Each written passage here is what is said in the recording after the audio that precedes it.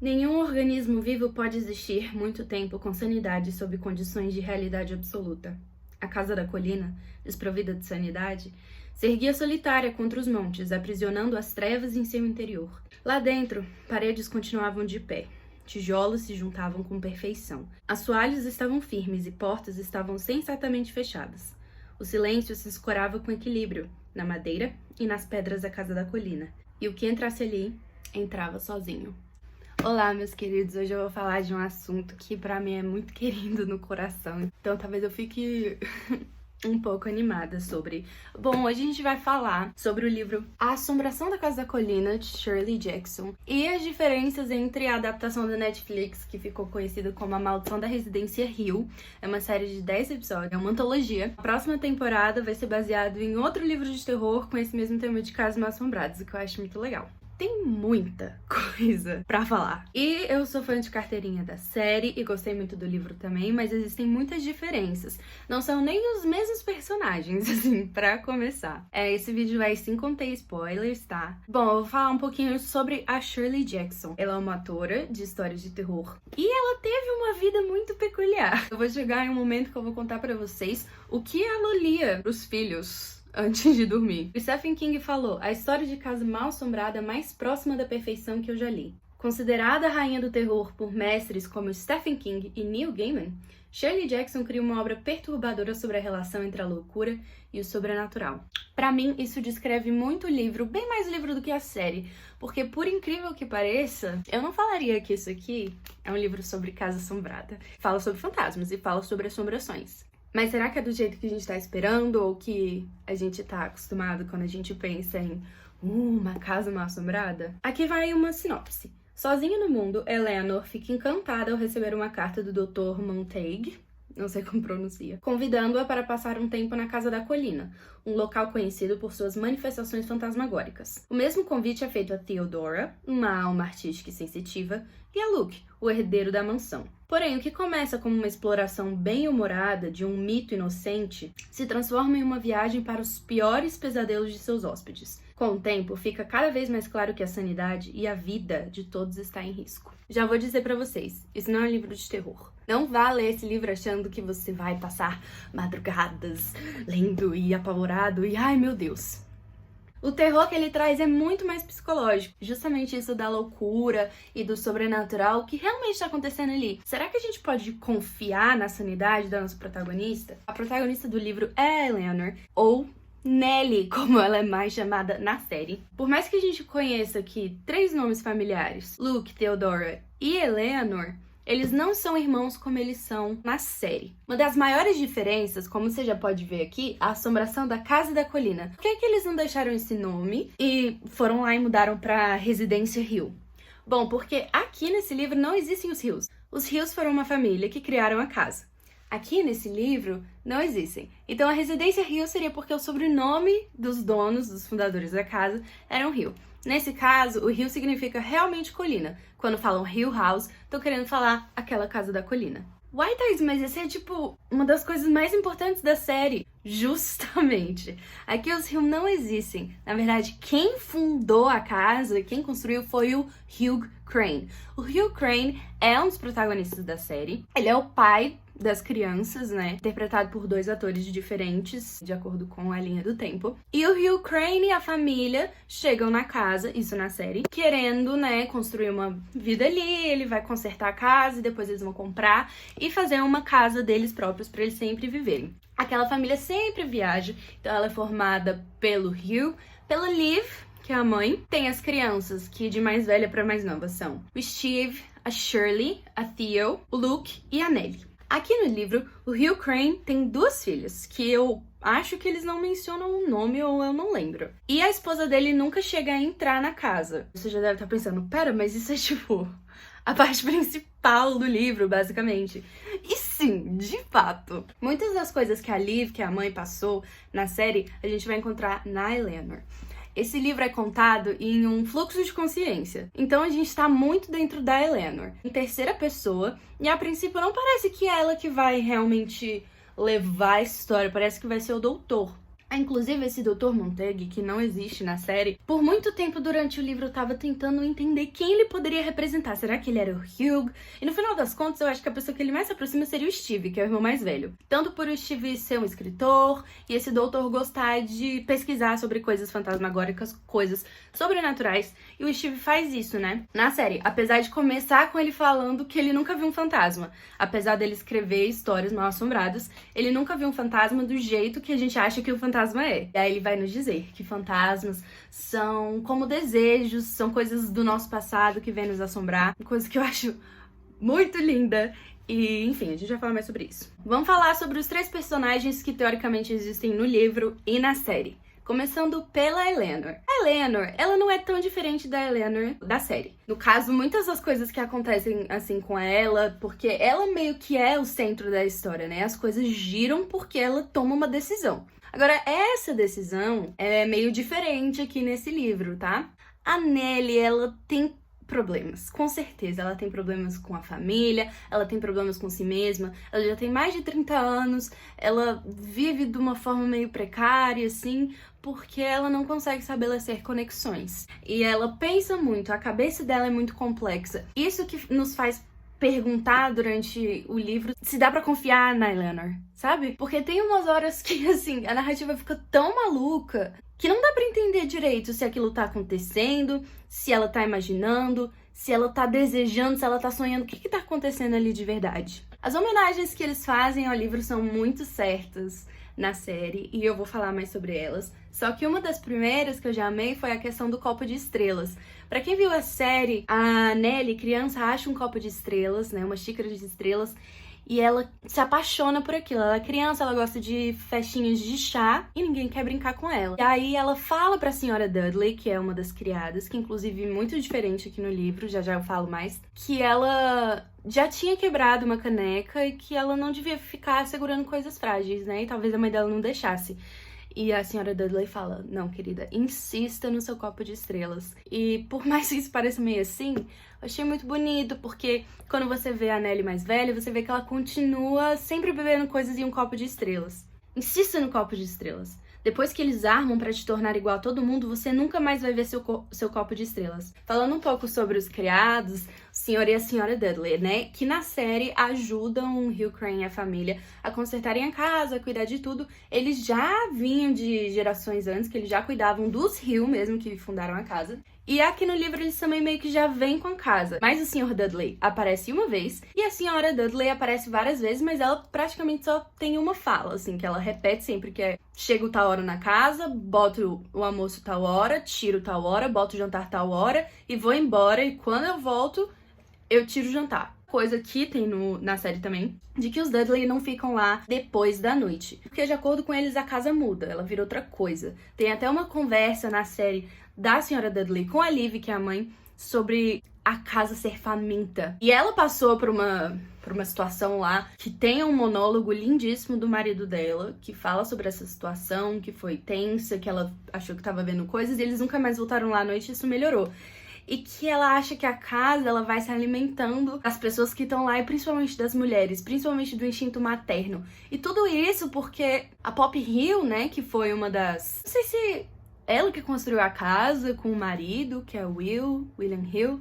Mas enfim, ela realmente é a coisa que faz a casa ser tão monstruosa quanto ela é. Ela era clinicamente insana, a senhora Dudley fala isso pro Steve em um episódio, e o marido dela também, eles inclusive se conheceram num sanatório. Então, acontecem umas coisas assim com os filhos dela, né, ela também tem outro monólogo lindíssimo. Eu amo os monólogos de Hill House, eu acho que um dos pontos altos da série são esses monólogos incríveis e as atuações incríveis. Enfim, na qual ela conta como ela perdeu os filhos, mas ela fala pra Liv ali, né, existe um jeito dela fazer os filhos acordarem. Então todo esse instinto materno, toda essa coisa que a Poppy Hill cria, realmente se alimenta disso. E por isso que a Liv vai ficando doidinha. Todos os filhos, o pai e a mãe, mas principalmente a mãe, vivenciaram alguma coisa fantasmagórica, né? Mas cada um do seu jeito. O Steve, por exemplo, acha que ele nunca viu um fantasma, mas no fim das contas a gente descobre que ele viu muitos fantasmas. E fantasmas, assim, sem ser dessa forma metafórica que ele fala. A Nellie tinha a moça do pescoço torto,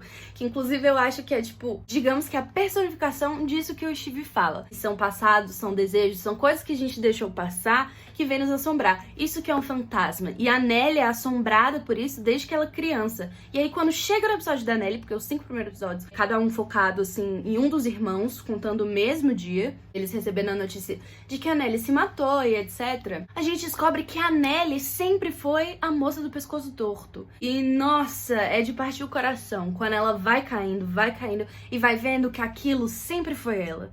Que ela sempre foi o seu maior medo. Que ela sempre teve aquela coisa sombria dentro de si. Que também é um pouco explorada através da paralisia do sono, né, que ela tem. Inclusive é assim que ela conhece o marido dela, que ela vai lá. Mas a Nellie do livro não passa por nada disso. Ela tem problemas com a irmã, ela briga com a irmã porque a irmã não quer deixar ela ir pra casa da colina, mas ela vai secretamente. Isso também acontece com a Nellie da série, que ela briga com a Theo, e depois ela pega o carro e dirige pra Residência Hill. Bom, agora falando um pouco da Theo, ela na série é uma personagem muito forte, eu gosto muito dela. Ela é bem decidida, desde criança ela, assim, é na dela, não gosta muito de toques. E ela é sensitiva, tanto que ela usa luva, porque ela é meio vampira, assim, do X-Men. Quando ela toca numa pessoa, ela consegue sentir muitas coisas sobre a pessoa. E ela é lésbica, tem todo o arco dela, né, sobre isso. Enquanto a Theo do livro é muito diferente. Ela é tipo menininha, tem uma cena que ela quer pintar a unha do pé da Nellie e fica tratando ela como uma bonequinha. E o doutor me menciona, no começo do livro, que a Theo é sensitiva, mas depois não fala mais nada sobre isso. Também menciona uma colega de quarto da Theo, que ela tinha brigado com ela, e no final ela volta a morar com ela, que tipo, de um jeito muito sutil, e só por eu já ter visto a série, eu fiquei pensando, será que essa colega de quarto era mais que uma colega, mas não falou? Tipo, eu pensei que talvez isso tenha sido, assim, um jeito de interpretar isso. O Luke do livro, ele na verdade é um herdeiro pra casa, que uma das filhas do Hugh Crane teve uma filha, sei lá, de alguma forma o Luke era um herdeiro pra aquela casa.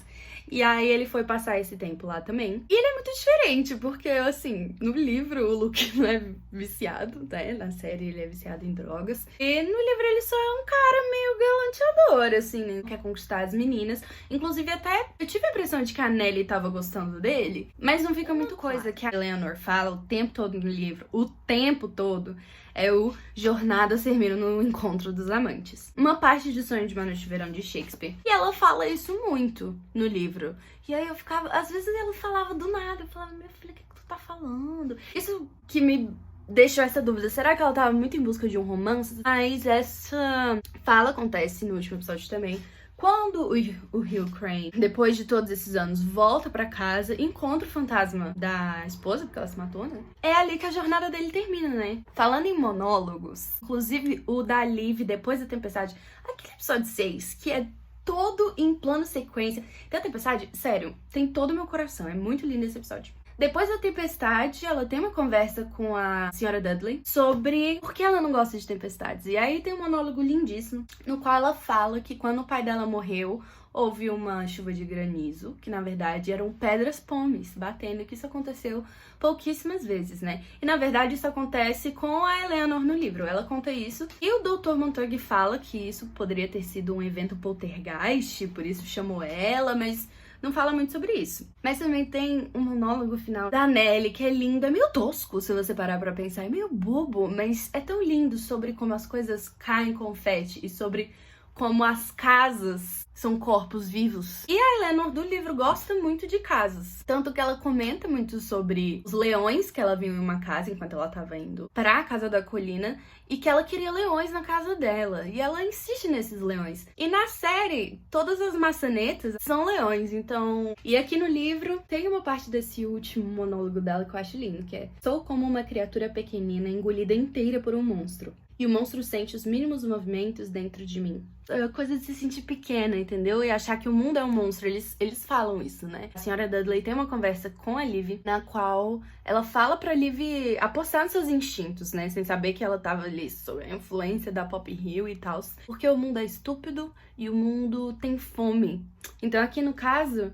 ela fala que ela foi engolida, como se o mundo, né, tivesse um homem engoliu ela por inteiro, e o mundo é um monstro, né? Bom, agora eu vou falar de umas coisas mais certeiras, assim, que eu consegui perceber no livro sobre a série, porque eu li depois, né? Vou falar das estátuas. Tem várias estátuas lá, que elas são até meio estranhas, assim, né? Tem a cena da Nellie dançando sozinha, assim, por entre elas. E no livro ela dança com a Theo. E por mais que não tenha uma explicação muito certa sobre por que existem aquelas estátuas, no livro tem. A Theo até fala assim, é um retrato de família, seus bobos. Essa figura do meio, masculina, é o velho Hugh, se dando tapinhas nas costas por ter construído a Casa da Colina. E as duas ninfas a seu lado são as filhas. Depois de ler, eu fui rever a série pela 4ª vez. Tem a coisa também, nessa sala das estátuas, a Liv tá perguntando ali pra senhora Dudley, e depois chega a Theo, e ela pergunta pra Theo, se ela sente aquele espaço. Tem um espaço ali que é muito frio. E a senhora Dudley fala que não sente, e a Theo fala, todo lugar aqui na casa é frio. Isso no livro, na verdade, acontece no quarto das irmãs. Um pouco antes de entrar no quarto das irmãs, existe um ponto muito frio. Todos eles falam sobre ele. Ele é muito posto em consideração no sentido de, será que a gente tá passando por um portal, né? Porque as irmãs entraram em conflito depois que o pai morreu, sobre quem ficaria com a casa. E uma delas ficou com a casa, ficou ela e uma criada lá. A criada meio que enlouqueceu e se matou, porque falava que ouvia coisas. Mas ele também não entra muito em detalhes sobre isso. Sobre os outros personagens, a Shirley. Gente, eu amo a Shirley. E eu adoro o episódio da Shirley. Eu acho que a Elizabeth Fraser tá dando um show de atuação. O nome da escritora, né? Shirley Jackson. Os Dudley também não tem a questão da Abigail. Eles não têm filha. Toda aquela parte do final, a gente descobre o que aconteceu, que a Liv leva as crianças com veneno de rato, etc. Não tem nada disso no livro. Tipo, absolutamente nada. Em questão da escadaria / aquela torre, que é onde a Nellie se mata, existe uma cena que a Nellie fica muito doida, a Eleanor, no livro. E sobe lá. E quer se jogar. Como a Liv se joga, né? No caso. Mas o Luke vai lá e salva ela, tem todo um momento. Inclusive, nessa parte, a esposa do doutor chega na casa. Ela é muito doida, muito louca, e ela acha que ela entende de tudo do mundo sobrenatural. E fica falando que acha que tem freiras emparedadas lá. E aí eu fui tentar correlacionar, e aí quando eu tava revendo eu percebi que o Will Hill se matou se emparedando, né? O esqueleto que encontram lá, que depois descobrem que era um caso super antigo, né? Ele pega todas as coisas que precisa, as ferramentas, e se empareda. Parece que ele se arrependeu, ele fica arranhando, e o Hugh Crane acha que aqueles são sonzinhos de ratos. Como tem no final num sonho, um delírio que a Theodora tem, que a mocinha lá que tava ficando com ela fala, o medo e a culpa são irmãos. Fizeram com que este homem, é toda uma metáfora que depois você entende que é o Will Hill, construiu um muro ao seu redor, porque ele tinha muito medo delas. Ele pensou que fosse estar sozinho, mas ainda estava com elas, então ele tentou sair daquele muro, mas foi em vão, e suas tentativas pareciam meros ratos contra a parede. Ele se sentiu tão pequeno, mas tão pequeno, que quando ele acordou, porque eles usam muito esse tema pra morrer, né? Quando ele acordou, ele tava enorme, ele tava muito grande. E esse é o cara altão que a gente vê, né? Que tem um fantasma que pra mim é o mais bizarríssimo, que é o cara altão, que é o William Hill. A linha do tempo é muito doida, né? A Nellie fala isso no final da série. Nos anos 90, quando eles eram criança na casa, a Liv, pé da vida, porque alguém tinha escrito Hello, Nell, alguma coisa assim na parede. E ela ficou, não fui eu. Aí no episódio dela, que ela vai pra casa, tem todos aqueles delírios, né? Porque ela era, obviamente, tinha alguma coisa psiquiátrica, ela até tava fazendo tratamento, tomando remédio, mas ela fingia que tomava remédio, né? E aí ela descobre que, na verdade, tava escrito ali, Welcome, Nell. Que a Liv mesmo mostra, fala, sempre foi o seu destino voltar pra cá. E no livro, uma das coisas que realmente são muito assim, what? De fato, parece ser sobrenatural, é que escrevem com sangue em algum lugar, ajude a Eleanor a vir para casa. Os outros ficam meio assim, o que você tem a ver com essa casa? Você tá zoando com a gente? É você que tá fazendo isso? E ela fica, galera, eu não sei o que tá acontecendo. Mas, novamente, eu digo, não dá pra confiar muito na Eleanor como narradora. Uma das minhas partes preferidas do livro, que eu sempre gostei muito na série também, acontece com a Nell, no livro, e na série com a Theo. E é um momento que ela tá com muito medo, a Eleanor, no livro. Ela e a Theo estão dormindo no mesmo quarto. E ela tá segurando a mão da Theo e ela tá ouvindo barulhos e batidas na parede, não sei o quê. Até que ela grita. A Theo acorda e fala, que foi? E ela vê que ela nunca esteve segurando a mão da Theo. E ela pergunta, meu Deus, de quem era a mão que eu tava segurando? E isso acontece no episódio da Theo, na série. Muitas coisas que eu acho que ficaram meio implícitas na série tiveram falas no livro. Essa parte que parte meu coração. Eleanor fala pra Theo que depois que elas saíram de lá, ela quer morar com a Theo. E aí a Theo fica tipo, não. E a Nellie fica insistindo. E ela fala, você sempre vai onde não te querem? Eleanor sorriu placidamente. Nunca me quiseram em lugar nenhum. Porque os irmãos têm essa coisa, né? Eles amam a Nellie, mas ao mesmo tempo eles estão um pouco de saco cheio. Tá sempre querendo atenção, porque ela tá deprimida, obviamente, e depois rola um sentimento de culpa neles. Essa questão também me lembra das batidas, né? Poppy Hill, quando ela tá contando pra Liv o que aconteceu com os filhos, que o filho dela ficou doente, não conseguia fazer as coisas, até que tudo que ele fazia era bater nas paredes. Isso acontece, né, com a Shirley e com a Theo na série. E no livro isso acontece com a Eleanor e com a Theo. Uma coisa que eu acho muito interessante sobre a Shirley, o negócio dos gatinhos mexe muito comigo. Essa questão da primeira experiência com a morte. E também que mostra pra gente por que ela quis virar agente funerária, né? Ela não queria ver a mãe dela no caixão, morta, etc. E o agente funerário falou, vem, vou te levar. E ela chegou lá, ela tava com medo do que ela podia ver. E ela olhou pra ele e falou, você consertou minha mãe. É isso que ela quis fazer depois. Consertar as pessoas. Agora eu vou falar sobre um poema. Aparece no último episódio, a Poppy Hill fala pro Hugh. E aí tem no livro, o Luke fala pra Theo. Mas o que eu não entendi é que ele não foi traduzido. Tipo, depois ele até faz uma tradução livre. Eu não entendi, na verdade, porque ele não foi versionado. E o que eu ia falar, que a Shirley era doidinha e contava pros filhos. Ela lia esse poema pra eles. Que fala sobre morte e pessoas morrendo e essas coisas. Ah, outra coisa interessante, a Theo criança tá lendo um livro da Shirley Jackson. Com toda a deterioração mental da Liv, que eu acho que acontece muito com a Eleanor no livro, acho não, né? Tenho certeza. Você vê que ela foi influenciada pela Poppy Hill, foi influenciada pela casa, mas na hora que ela percebe o que fez, a Poppy Hill até faz assim com a mãozinha pra empurrar ela. Mas a Liv não precisa desse empurrar, ela se joga. Diferente da Nellie. Que a Nellie, quando chega na casa e tem todas aquelas visões, você vê que a casa realmente matou a Nellie. E aí fica isso aí. Livra a Nellie também morre. Eu pensei que ela fosse enforcar. Na verdade, ela meio que é expulsa da casa por estar ficando muito louca, força um acidente de carro e se mata. Inclusive, quando ela tá sendo expulsa, ela fala, foi a única vez que alguma coisa aconteceu na minha vida, gostei. Mesmo sendo, tipo assim, ela ficando maluca da cabeça, né? No fim das contas, acabou com a Nellie. Ninguém quis ouvir aquele episódio mesmo. Ela some, a criança. E depois encontrou ela e ela fala, eu tava bem aqui. Eu sempre estive aqui, eu tava gritando e gritando e gritando. E vocês não me ouviam. Os demônios internos forçaram a Nellie a se matar. Não era da índole dela. Mas ninguém quis ouvir. Tem muitas coisas que o Steve fala que eu me identifico, apesar dele ser, tipo, o meu irmão menos preferido. Quando ele tá tendo o delírio dele, a esposa dele vira e fala, será que as coisas são reais de verdade até você escrevê-las?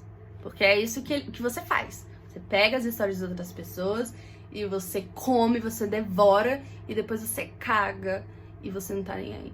E isso me pegou de jeito, assim. Será que as coisas são reais até eu escrevê-las? Sou escritora e eu escrevo muito sobre todas as minhas experiências, né? Então, isso me fez pensar um pouco. E no momento final da Eleanor, fala que no segundo interminável estrondoso antes de o carro se atirar na árvore, ela pensou claramente, por que estou fazendo isso?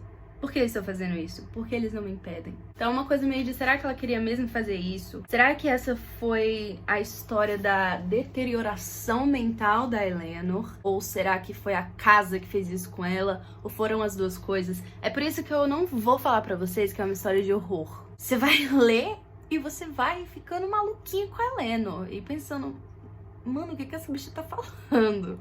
E uma coisa que eu gostei muito que a série fez, que tem todo esse começo que eu li pra vocês, né? E o que entrasse ali, entrava sozinho. Assim começa a série, e assim termina a série. Só que o Steve fala, e o que entrava ali, entrava junto, caminhava junto, né? Gente, eu choro muito, eu gosto muito dos personagens. A série é linda. Não é por menos que, tipo, eu vi 4 vezes e veria mais. E sempre tô falando dessa série. Eu gostei muito do jeito que eles pegaram esse material que já existia e transformaram no que virou. Eu acho que fala muito sobre o que é ser mulher e, tipo, ser duvidada, não sei explicar. E bom, a gente vê ali no final a luta de cada um. O diretor é incrível, os atores são incríveis, o roteiro é incrível. Tudo é amarradinho, não fica uma ponta solta. O final é perfeito, perfeito pra mim. Eu conheço gente que não gostou muito do final. Eu amei. Porque no fim das contas a gente vai ver que uma história sobre luto, doenças mentais, hereditariedade, tristeza, negação e drama familiar está sendo contada através de fantasmas. É muito legal o jeito que eles escondem os fantasmas também, né? Sempre tem um fantasma escondido que a gente não consegue ver de cara durante as cenas, até mesmo cenas que não eram pra ser assustadoras nem nada. E eu sempre tenho que aprender com essa série. Eu adoro, inclusive, as coisas que esse diretor faz, que é o Mike Flanagan.